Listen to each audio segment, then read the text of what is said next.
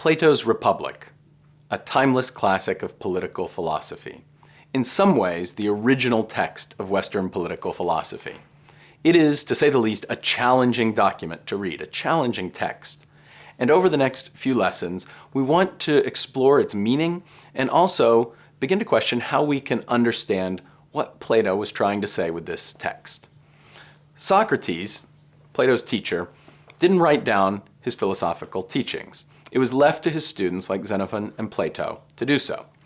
Plato was a great literary talent. And in fact, Plato is not just regarded as a philosopher in the ancient world, but as a beautiful writer.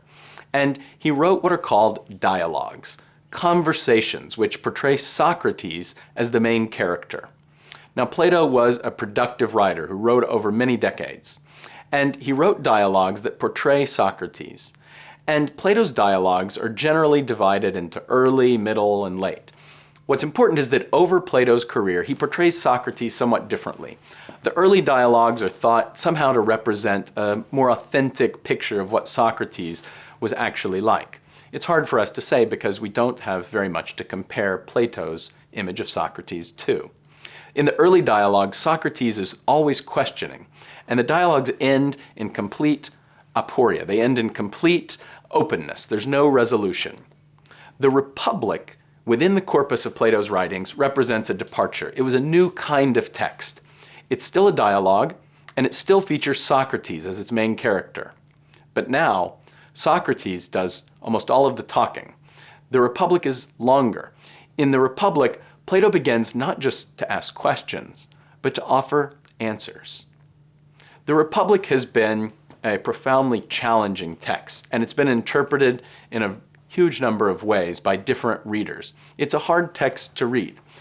It's a text that combines ethics and politics, and indeed some readers would like to see it as principally about ethics and not really about politics at all. But that's not the correct way to read the text. It's fundamentally about ethics and politics and the connections between the two. The title of the text in Greek is Politeia. That's translated as republic through the Latin res publica. But it means in Greek the constitution, it means the way of life. And this Greek word, politeia, is somewhere between our English words, the Constitution, which evokes a system of laws that a society lives under, a system of government for making laws, and a whole way of life that includes culture and education and values. And the politeia is a utopian text.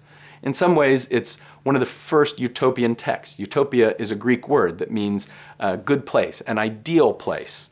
And in this text, the Republic, Plato imagines an ideal society. He creates an imaginary society that is the benchmark. It's an ideal against which real societies can be measured.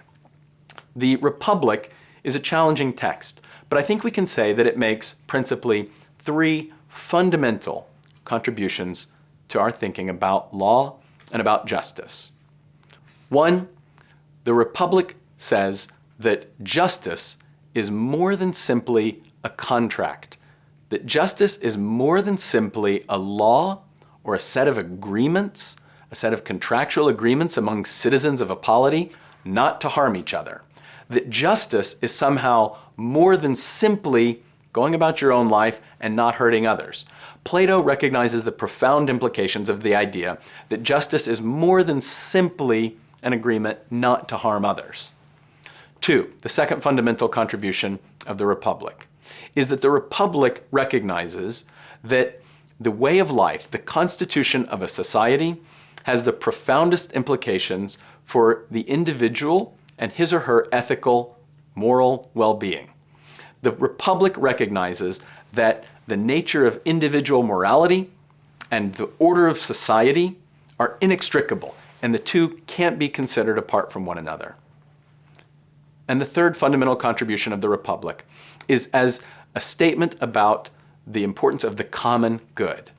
The Republic envisions a society that aims at the common good, the shared good. And to appreciate the radical challenge of Plato's Republic, we need to recognize that he carries through to its logical conclusions the idea that the common good is the highest good, that it somehow overrides private, individual good. And Plato is willing to shape a constitution that's ideally suited to pursue the common good.